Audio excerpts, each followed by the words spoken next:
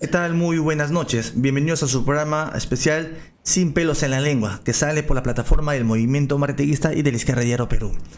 Hace 32 años, la noche del 5 de abril de 1992, Fujimori sorprendió a todos al dar un golpe de estado y sacar las tanquetas militares a la calle. A partir de esa fecha, se instauró un régimen cívico-militar que implementó una política neoliberal bañada en lobo, inmundicia y de corrupción, con violaciones sistemáticas de derechos humanos. Para hablar del tema, hoy contamos con Carla y con ella abordaremos el 5 de abril y la necesidad de sepultar el régimen fujimorista y su constitución. ¿Qué tal, Carla? ¿Cómo estás? Bienvenida. Hola, buenas noches a todos los amigos que nos siguen por la plataforma de nuestro programa. Bueno, como dice Ricardo, hoy vamos a hablar de un tema muy interesante, muy importante, que nos va a permitir analizar, ¿no?, cómo estamos después de 32 años del golpe de Fujimori, ¿no? Sí, efectivamente, como has mencionado, hay que 32 años después, creo que hemos perdido un tanto de la memoria, ¿no? Y estamos normalizando todo esto, ¿no? Como si fuera pues, algo normal, ¿no? Y creo que es importante discutir sobre el tema y hacer sacar algunas lecciones, ¿no? Por ejemplo, hemos elaborado algunas láminas o diapositivas que nos van a ayudar, ¿no? Ya, para situar qué pasó el 5 de abril, por qué se da el golpe, hay que tener un contexto internacional para ver, ¿no? Lo más saltante pues es la caída del muro de Berlín y con ella el régimen soviético y la liquidación de la Unión Soviética, ¿ya? Brevemente vamos a hacer un pantallazo de qué sucedió, ¿no? Sabemos que durante el régimen soviético, Rusia tuvo un crecimiento importante de 1930 a 1960, ¿ya? Fue muy importante. Sin embargo, había un elemento clave, es que la URSS, como todavía era un país económicamente atrasado, disponía o requería muchos recursos y demasiada mano de obra, ¿ya? Correcto, eso era un elemento clave en su economía, es decir, disponía de necesitaba muchos recursos y mucha mano de obra. Ahora, tras el fin de la Segunda Guerra Mundial, y cuando se reparte el mundo entre los países que habían vencido, ¿ya? Entre ellos Alemania, se construye el muro de Berlín, empieza a partir de ese momento la Guerra Fría, ¿correcto? Entre el bloque soviético y el bloque occidental dirigido por los Estados Unidos, la Guerra Fría, que significó millones y millones de dólares destinados a la cuestión del armamento, ¿correcto? Sin embargo, esto jugó en contra de la economía soviética, porque vale decir pues, que la economía soviética no pudo enfrentarse en igual condiciones, ¿no? O sea, y también durante esa época, Estados Unidos empezó a tener grandes descubrimientos, desarrollos tecnológicos en la informática, en la computación, que terminó arrinconando a la Unión Soviética. Ahora, otro elemento no menos importante es de que en el 79 el Ejército Rojo invade Afganistán, ¿no? Eso, aparte de ser costoso y durar como 10 años la invasión, significó de que miles y miles de trabajadores vieran en el Ejército Rojo, la Unión Soviética, lo vieran con desilusión, ¿no? Porque y poco a poco ese régimen soviético fue creando animadversión. En el 86 sucede también la explosión de Chernobyl en Ucrania, y se puso de manifiesto la ineficacia y la corrupción que había en el régimen soviético de Ucrania, ¿no? Entonces, ya en el 85, Gorbachev, ya pues arrinconado completamente, debido a que la economía soviética estaba en crisis, porque como repito, no podía competir de igual a igual. La tasa de rentabilidad en Rusia había decaído en las últimas décadas, entonces no podía. Entonces ya se abren al mercado. Por eso en el 89 ya cae el muro de Berlín, que era algo simbólico, y en el 91 se disolvió la URSS. Este contexto internacional hizo pues de que toda la izquierda a nivel mundial entrara en crisis. Ya está entrada en crisis ya. Si antes pues no tenía como eje la revolución, ahora pues su discurso fue totalmente, se asimiló al sistema. La izquierda a partir de ese momento pues, al caerse los paradigmas que ellos tenían, que era el régimen soviético, o que la China ya se había entrado al capitalismo, también entró en crisis. Creo que estos elementos, como repito, la caída del muro de Berlín y la disolución de la URSS fueron lo fundamental para entender en qué contexto se da este fenómeno. Y así tenemos el contexto nacional. ¿Qué podemos decir? Claro, también en los años... Ah, sí, perdón, ¿continúas? ¿Continúas? No, claro, el contexto nacional, Carlos. ¿te acuerdas? Ya, bueno, perdón, quería comentar yo también y creo que nos cruzamos. Bueno, comentar un poco, ¿no? Que en los años 80, a principios de los 80 y finales de los 80, el Perú vivía una crisis muy grande, una crisis económica, política y social también, ¿no? En la década de los 80 la economía peruana sufrió la crisis económica más severa de su etapa republicana y también después del periodo de la Guerra del Pacífico en el espacio entre 1987 y el 90, ¿no? El PBI que se registró en esa época acumulaba del 25%. ¿Qué quiere decir? Que estábamos en una crisis muy grande, ¿no? Económicamente estábamos, se habían elevado los costos de vida, la canasta básica. Yo recuerdo que yo todavía era muy pequeña en los años de la crisis, en realidad recién tenía 8 años, 7 años. Me acuerdo que mi mamá iba a la tienda y era imposible encontrar azúcar, ¿no? O la leche. Claro. O de repente ir a comprar simplemente el aceite, ¿no? Eran productos de primera necesidad que no se podían encontrar en las tiendas, ¿no? A eso se sumaba también que el precio de la gasolina, el azúcar, todo estaba elevado. Y uno de los factores también que se había dado como un fenómeno social era pues el conflicto armado interno que se da en nuestro país, ¿no? Con el levantamiento de armas de Sendero, del MRTA, ¿no? Donde empezaron pues las diferentes intervenciones en diferentes zonas de nuestra sierra en el Perú, ¿no? Sobre todo en Ayacucho, en Huancavelica, ¿no? En Cusco, en Apurímac, en diferentes zonas se fueron ingresando estos elementos subversivos y fueron pues masacrando a muchos dirigentes sindicales, fueron a campesinos, ¿no?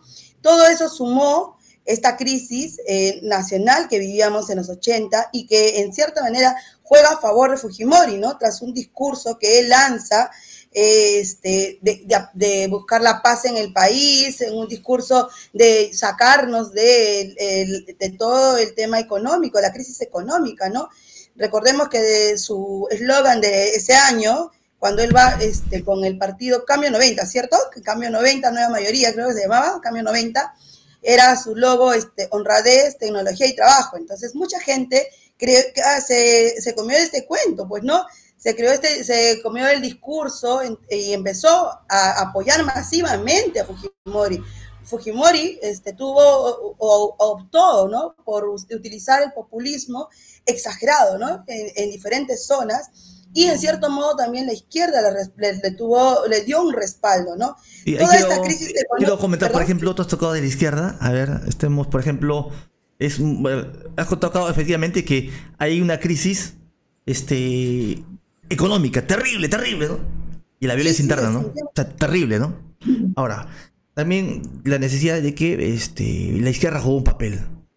Por ejemplo, claro. Como Izquierda Unida, que muchos hacen referencia, nace como un frente electoral en 1980, ¿correcto? Aunque en sus documentos de fundación se considera una organización que busca la destrucción del Estado burgués, su práctica era totalmente distinta, ¿no? Por ejemplo, en el año 85, vemos ahí un recorte periodístico. ¿Qué sucede, no? Pasan a segunda vuelta el APRA de un joven Alan García con Barrantes, Frejolito, candidato de la izquierda. Y en segunda vuelta, ¿qué sucede? Se retira, el candidato a presidente se retira. Es como si acá, en el 2021, pasa Keiko con Castillo. Y Castillo sí, ¿sabes qué? No, yo me retiro, ¿no? Ya. Tú Keiko gana. Eso pasó en el 85. Eso pasó. Pero Jorito se retiró. Y dijo, no, ya, ya la ha ganado, ¿no? Ya, tú ganas, ¿no? O sea, así. Ahí está un recorte periodístico, ¿no? Que el Jurado Nacional de Elecciones aceptó la declaración de Barrantes. O sea, no estoy mintiendo, eso pasó. O sea, ¿y cómo creen que se sintió la izquierda ahí en ese momento? Más que la izquierda, los seguidores de la izquierda, los que creían, la misma gente de base. Claro, ¿no? mucha gente que creía en cambios, un proyecto, ¿no? En proyectos, se sintió completamente traicionado, ¿no? Y fueron también conscientemente los años en los cuales Sendero y MRTA crecen. Porque mucha gente que quiere seguir luchando, ¿a dónde se va a ir? Busca una salida, la gente busca una salida. Claro. Y optaron por esas organizaciones, pues, que tuvieron un desenlace final, ¿no? Ahora, eso sucedió. Pero también, como decíamos, ¿no? La situación internacional hizo pues que estos dirigentes de izquierda en todos los países y en Perú entraran en crisis, ¿no? Y su eje no era pues construir un tipo de sociedad distinta, ¿no? Sino administrar el Estado burgués. Entonces, vía sus congresistas, sus alcaldes, sus funcionarios, era pues adaptarse al régimen, ¿no? Por eso, dentro de Izquierda Unida, fue ganado totalmente por un sector oportunista, reformista, ¿no?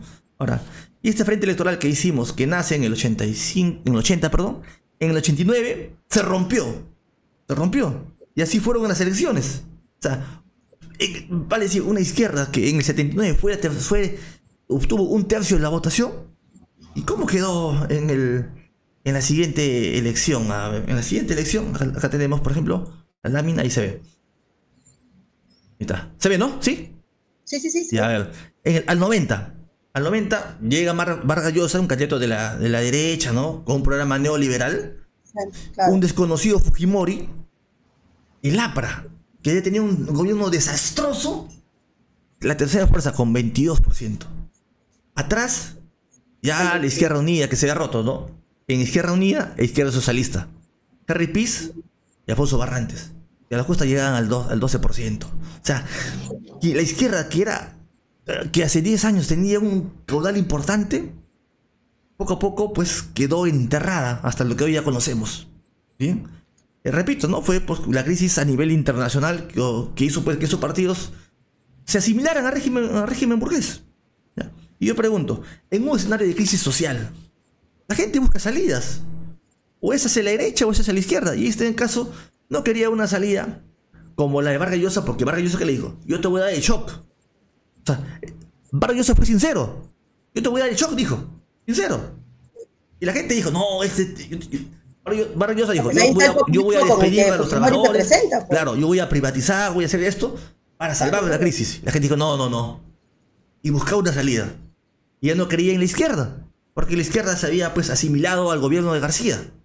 Una izquierda muy reformista, muy oportunista, muy electorera. Entonces dijo, no, yo quiero algo nuevo. Y optó por un tipo desconocido, que era un Alberto Fujimori. Que nadie sabía lo que iba a pasar, desconocido. Es como en Argentina. La gente quiere una salida. Y como quiere una salida, pues tal encontró. Votó por Milei. Ahora, ¿qué pasó en la segunda vuelta? La Izquierda Unida, la de Henry Pease y muchos sectores, llaman a votar por Fujimori, ¿no?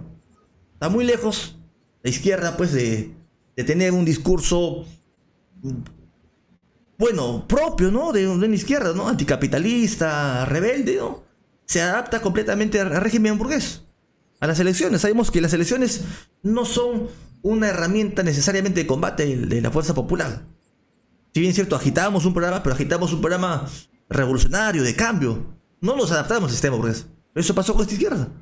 Se asimiló completamente régimen. Entonces, eso es más o menos para tener en escenario, ¿no?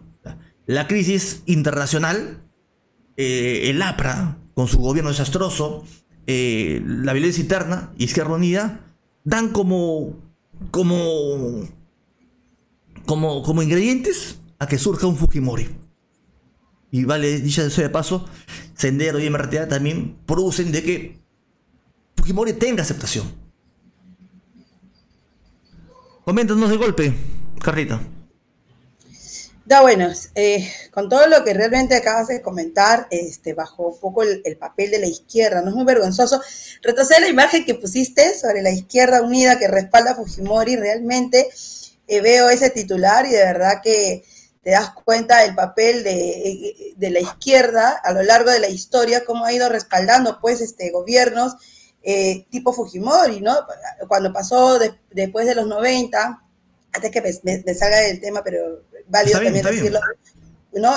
Toledo también llega con un discurso de volver a recuperar la democracia y todo, y los primeros en aliarse hacia Toledo fueron pues la izquierda, ¿no? Electorera también. Pero esta izquierda, perdón, tenía sus documentos que ellos eran una organización revolucionaria que estaba a favor de la destrucción del Estado burgués. Claro, definitivamente que sí. Supuestamente ellos estaban en contra de todo esto, ¿no? No es como la izquierda de la actualidad, ¿no? La izquierda del 90 se decía que estaba por destruir el Estado burgués. Y miren, ¿qué termina? Claro. Eran incendiarios y después terminaron siendo bomberos, ¿no? Entonces eso también es un poco esta situación que se vive actualmente con la crisis de los partidos políticos de izquierda, ¿no? Que hasta ahora no se han podido recuperar y siguen manejando el mismo discurso de seguirse acomodando, amoldando dentro de los regímenes o de los gobiernos capitalistas, ¿no? Eso es parte de todavía de esa figura que maneja. Bueno, para no salirme tanto del tema, quería un poco ironizar con ese titular del periódico La República de los años 90, para entrar un poco al tema del 5 de abril. Este 5 de abril, este 5, que ya es estos días nomás, 32 años del golpe de Estado que dio Fujimori, ¿no?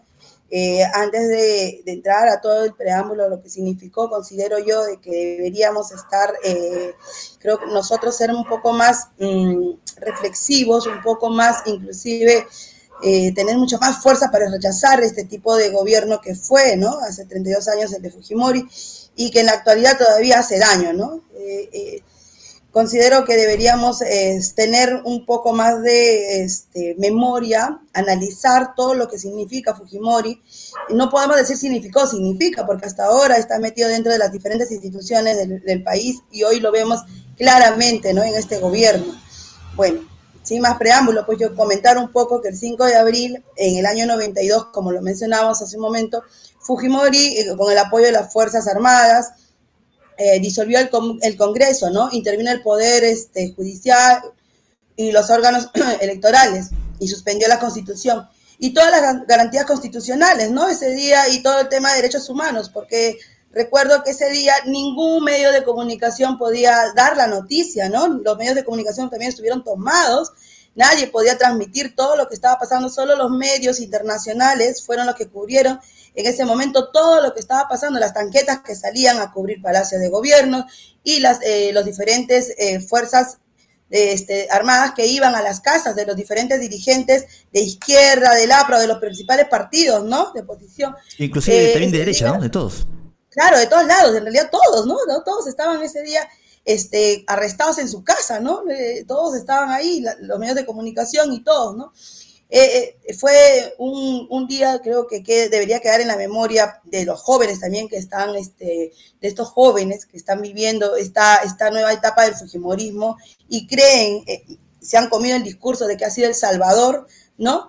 Que nos liberó de Sendero y del MRTA, ¿no? Cuando al final, como tú hace un rato lo mencionaste también, Ricardo, ellos también jugaron en cierta medida a favor, ¿no? De sostener un poco este gobierno también.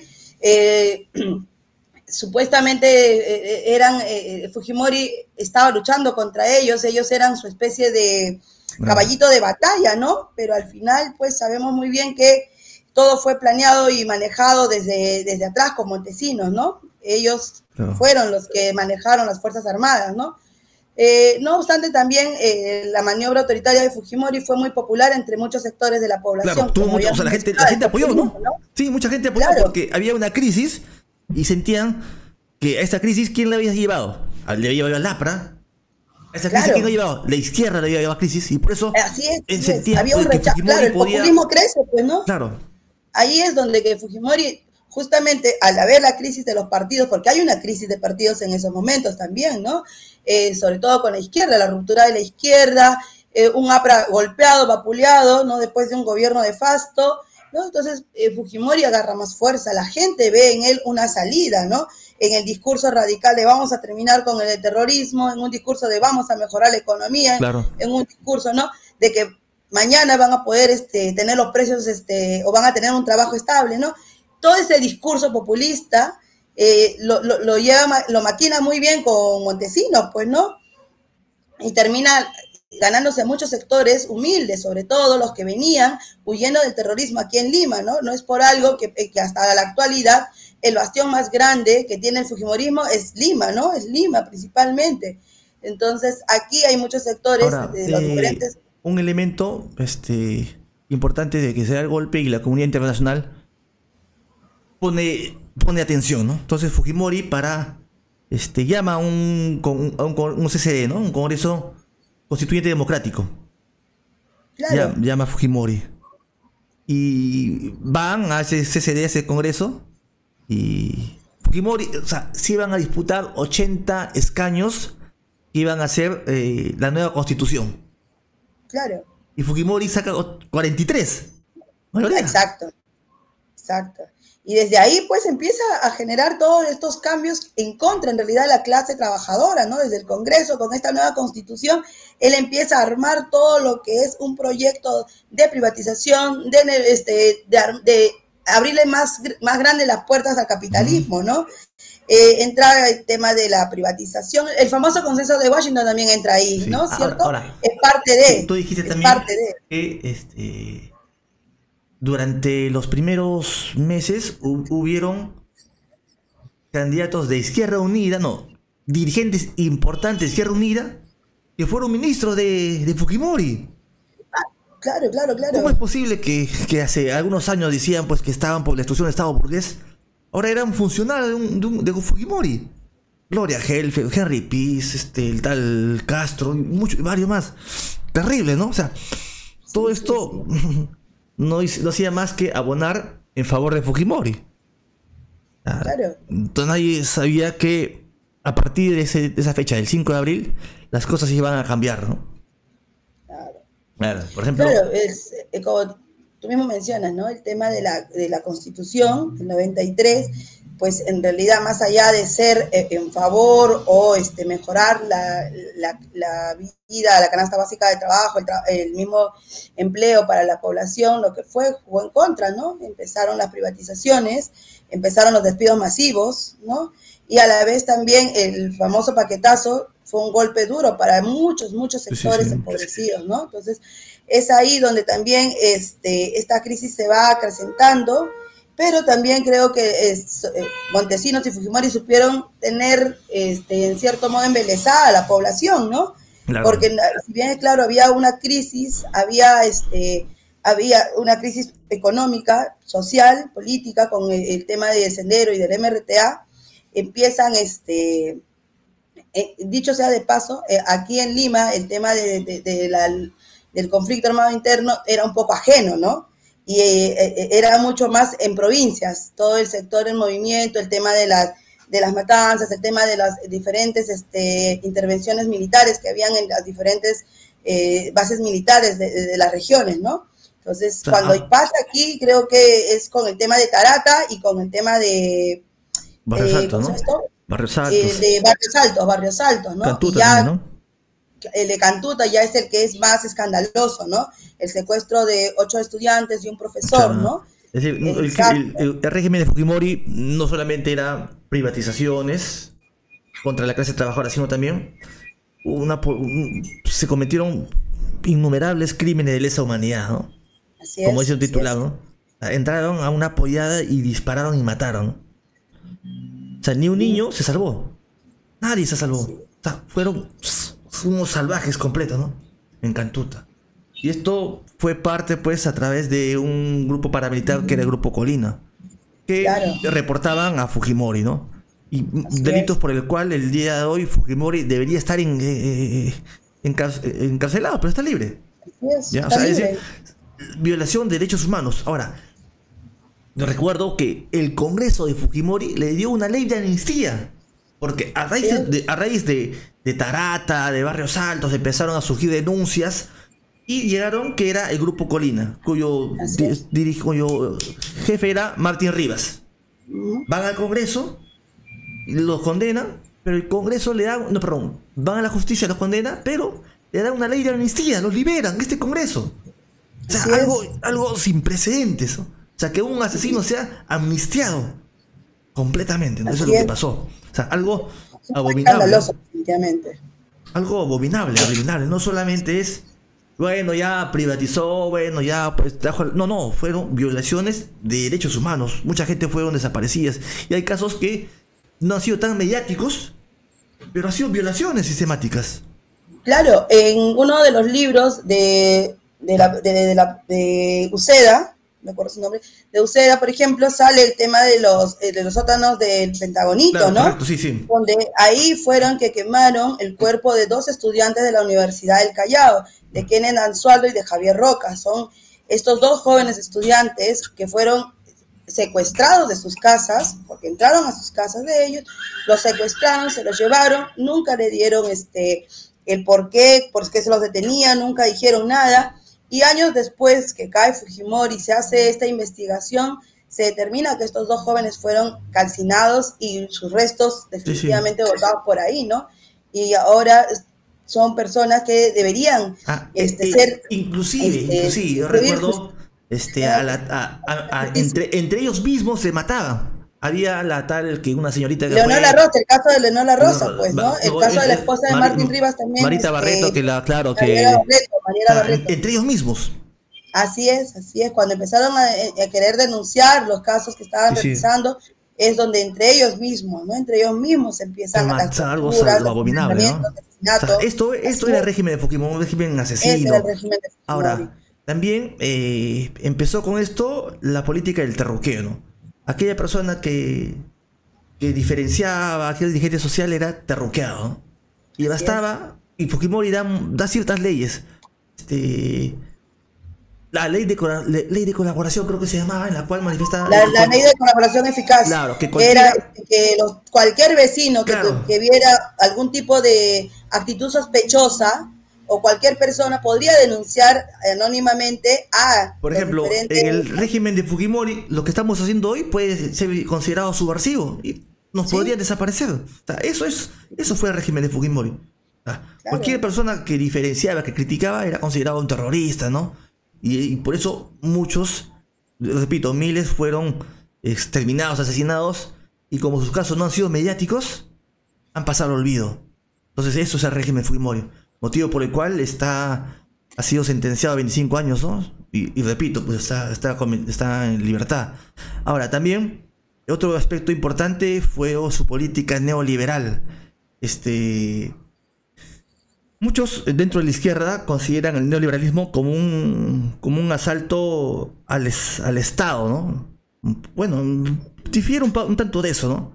Sin embargo, la política neoliberal tuvo ascenso y popularidad en la década del 70. En Perú se implementó en Fujimori 2 décadas después. Pero ya se venía implementando en otros países. Por ejemplo, en Chile con Pinochet. Ya se venía implementando hace 2 décadas la política neoliberal. Entonces, es una política de todo el capital, ¿ya? De la burguesía. No solamente de las fracciones, sino todo el capital. Es decir, todos saludaban el origen que se imponga el neoliberalismo. ¿Por qué? Porque hasta ese entonces, para ponernos en contexto, hay crisis económica, ¿no? Y en la década del 70 hubo una crisis económica producto de petróleo. El precio del petróleo, los miembros de la OPEC empezaron como hubo conflicto con Israel, hicieron alterar el precio del petróleo y empezó una crisis. Y la tasa de rentabilidad a nivel mundial bajó en los países. Entonces, no vieron mejor alternativa que implementar políticas neoliberales para recuperar su tasa de ganancia. ¿Y cómo se expresaban? En ataques a los derechos sindicales. Si antes los sindicatos tenían derechos, ahora no tenían bajos, ¿no? se produjo la flexibilización laboral, el empobrecimiento de la clase trabajadora, la caída de los salarios, privatizaciones. Eso era el neoliberalismo. Acá en Perú se privatizaron las empresas que estaban en control del Estado. Aeroperú, sí, el Perú, las empresas del gas, Telefónica, Puerto Matarani, toda la banca, Telefónica, Pescaperú, Centromil, y un montón de empresas fueron privatizadas. Y el dinero de las privatizaciones fueron a la caja chica, a la corrupción de Fujimori y Ventosinos, a pago de la deuda externa. Y fueron privatizadas a un precio mísero. ¿Ya? ¿Y ni qué sería en la minería? Donde se dieron contratos, leyes para que ellas empresas hagan lo que les dé la gana. Y esto es producto de que hoy día haya conflictos sociales y se mate con total impunidad y no pase nada. Te repito, ¿cuál es el objetivo de las políticas neoliberales implementadas, ¿no?, en el mundo y en el Perú? Es restablecer la tasa de rentabilidad del capital en su conjunto. ¿Por qué digo? Bajo el régimen de García, pues se vivía una política estatista, ¿no?, keynesiana, que muchos dicen, ¿no?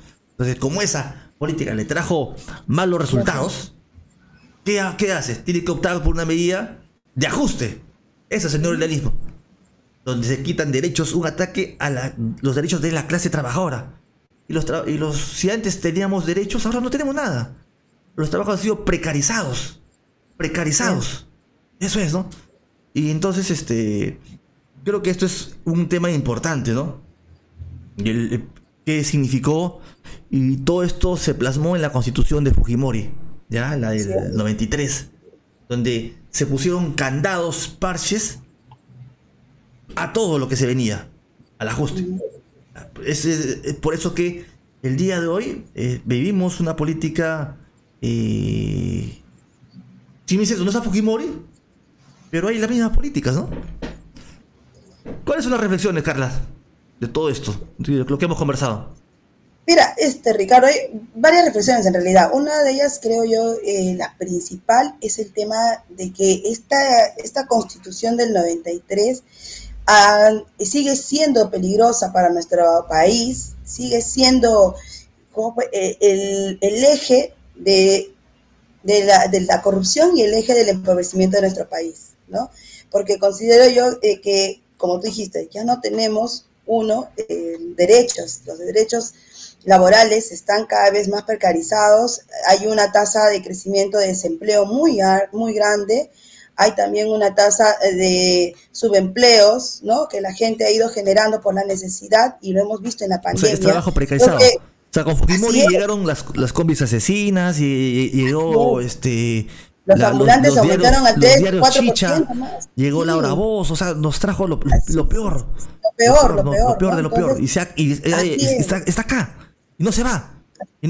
Hasta que no lo votemos, ¿no?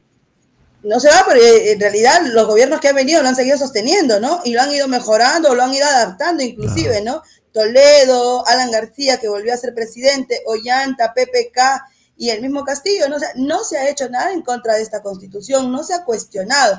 Los congresistas dicen, ¿no?, cuando la gente grita Asamblea Constituyente, dice, ¿pero por qué cada Asamblea Constituyente? Mejor díganos cuál de las leyes no les gusta y lo cambiamos, ¿no? Lo reformulamos, lo formamos. Y no se trata de reformular la Constitución, no se trata de cambiar una ley, porque ya han cambiado más de 50 o 60 leyes y han inclusive incluido más, ¿no? Entonces no se trata de eso, se trata de una salida desde el pueblo, donde ellos tengan la oportunidad de generar el la cambio, Constitución, ¿no? La asamblea que hizo Fujimori en el año 92 surgió en un contexto en la cual, pues, el neoliberalismo estaba en ascenso, ¿no? Y todavía muchos decían, veían con cierta emoción, ¿ah? Porque Pero ahora, veían que la economía en Chile con Pinochet había generado. Ahora, 32 años después, pienso que hay un desencanto al neoliberalismo, ¿no? Claro. Y este desencanto se ha expresado, por ejemplo, en las elecciones del 2021, en la cual gana Castillo, ¿no? Y así, ¿no? O sea, es decir, hay un rechazo hacia las políticas neoliberales. Creo que si es que hay un nuevo proceso constituyente, definitivamente no va a salir una constitución como la del 93, ¿no? Claro que sí. Pero ¿cómo enterramos entonces la constitución de Fujimori, Carla? Ahí creo que tenemos que plantear lo que, bueno, parte de nuestra propuesta y nuestra bandera de lucha, creo que es la Asamblea Constituyente Libre y Soberana, ¿no? Desechar todo lo que Ya, pero tiene que ver con ¿cómo llegamos a esa constituyente libre y soberana? Para que tal vez uno no se entienda. Yo creo que eso viene desde la formación del mismo pueblo, ¿no? Vamos a levantar las banderas de lucha con el pueblo, organizar al pueblo, ¿no? Ya. Ellos o sea, una constitución que entierre a la del 93 solamente va a ser posible vía un proceso insurreccional. No es posible. O sea, si no va a ser posible tirar a la constitución de Fujimori. Obvio que no. Claro. Va a costar, de repente ni lo logremos, porque en Chile también se levantaron, hubo un fuerte movimiento, hubo una resistencia muy grande, pero tampoco se dio, ¿no? Pero nos va a costar, a costar en realidad. Porque el régimen fujimorista ha puesto, como que dice, sus columnas bien sólidas, y con unas zapatas bien fuertes, y solamente para derribarlas hay que estar consciente de que hay que cambiarla. Y no va a ser así de la mano de un congresista, de un proyecto de ley, o de un presidente buena onda que llegue, ¿no? Sino de la gente movilizada en las calles, ¿no? Creo que esa es la única forma, ¿no? Y ahora, ¿qué es el fujimorismo hoy, no? O sea, hoy gobierna con total impunidad, ¿no? Hacen lo que le da la gana, ¿no? Pero es que lo que te digo, la Constitución en realidad, más allá de sus leyes, todo lo demás, ha dejado también bien marcado el tema de todo tipo de arraigo fujimorista con sus diferentes cabezas, ¿no? Hay cabezas de fujimorismo por todos lados, ¿no? El tema de la corrupción, el tema de los manejos por dentro del Estado está bien metido ahí el fujimorismo, ¿no? Es tanto así que hoy en día, con el tema de Dina Boluarte, vemos, claro, ¿no? Gente muy allegada al fujimorismo, partidos, ¿no? Que también están haciendo el juego al fujimorismo, ¿no? Claro, entonces, los Acuña, por ejemplo, son parte de, ¿no? De todo ese sector aliado al fujimorismo, ¿no? Había violaciones de derechos humanos y lo que ha pasado con sus hermanos que han sido asesinados. Inti Braya, y un montón, ¿no? Y un montón. Sí, claro, con total impunidad y no pasa nada. O sea, veo que sucede absolutamente lo mismo, ¿no? Sí, así es. No pasa absolutamente una impunidad terrible. Y creo que eso es lo que viene sucediendo, ¿no? ¿Alguna reflexión más? Este año, los 32 años del golpe de Estado se conmemora debería conmemorarse con una lucha fuerte, una protesta fuerte, ¿no? En las calles, porque Fujimori está libre. Está libre, efectivamente. Está libre. O sea, y es un tiktokero, ¿no? Es un tiktokero, ha abierto sus cuentas, ¿no? Exacto. O sea, el hombre que representa el mayor daño que hizo al país está libre de una manera tan impune, ¿no? Y sigue manejando sus tentáculos de la corrupción, sus tentáculos políticos, con esa vieja maña que tenían con Montesinos de bajarse dinero y comprarse a quien quieran para que voten a favor de ellos o estén a favor de ellos, ¿no? O sea, la corrupción es la marca registrada de Fujimori, ¿no? Sí, yo quisiera tal vez dar como una especie de resumen, ¿no? Fujimori llega se hace presidente, ¿no? Producto de la debacle del gobierno de García, claro, producto del papel triste de un sector mayoritario de Izquierda Unida, que era reformista, oportunista, que vieron en el Estado un instrumento para hacer una especie de trabajo, ¿no? Y producto también de organizaciones como Sendero y MRTA, ¿no? Eso, Carla, ¿algún comentario final ya para ir cerrando? Sí, Rick, bueno, comentar también que es importante la defensa de la memoria. Hace unos días el Ojo que Llora ha hecho un acto de memoria, un acto de protesta con los familiares de las víctimas, porque uno de los aliados del fujimorismo, que es el alcalde de Lima, Porky, ¿no? Se llama Porky, no merece ni decirle por su nombre, quiere destruir uno de los monumentos que dentro de las piedritas que conforman este monumento están el nombre de las víctimas y de los centros poblados arrasados en la época del conflicto armado interno, ¿no? Desde el año 80 hasta el 2000. Entonces, esto también tiene que ser parte de la lucha de estos tiempos, de la lucha de la memoria, de la preservación de la memoria, porque Fujimori lo que quiere es borrar todo indicio de memoria, todo indicio de lucha de la defensa de los derechos humanos, ¿no? Entonces, nosotros desde aquí también solidarizarnos con la familia, con los familiares, ¿no? De los diferentes casos que estuvieron ese día y que fueron atacados por la resistencia, este grupete pues también parte de la gente de Fujimorismo, que fueron a insultar, a terruquear a los familiares, quienes estaban ese día en protesta, estaban ese día resguardando, como ellos dicen, ¿no?, la memoria, que es el monumento El Ojo que Llora, ¿no? Desde ahí llamar a la reflexión a nuestros amigos también, a darse un salto, a conocer un poco estos espacios de memoria, como son el LUM, como son El Ojo que Llora, ¿no?, que son espacios que tienen que seguir contando la historia que sucedió en nuestro país, ¿no? Bien, bien, Carla. Entonces, te agradezco bastante por el día de hoy haber compartido un poco las reflexiones del golpe de Fujimori, lo que significó este régimen asesino, corrupto, sanguinario, privatista, ¿no? Lo, sí, es bueno seguir indagando un poco más, ¿no? Porque esto queda muy corto ese programa para abordar. Y hay la necesidad de enterrar a este régimen de Fujimori vía una asamblea constituyente libre y soberana, que solamente va a ser impuesta a través de la movilización. Su saludo de despedida, Carlita.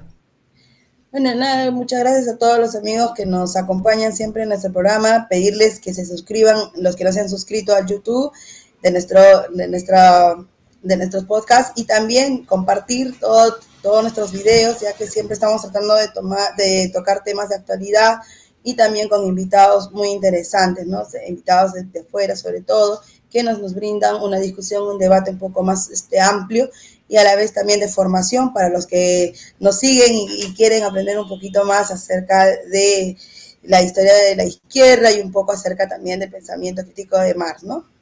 Bien, muchas gracias. Hasta la próxima. Cuídate, Gracias. un abrazo.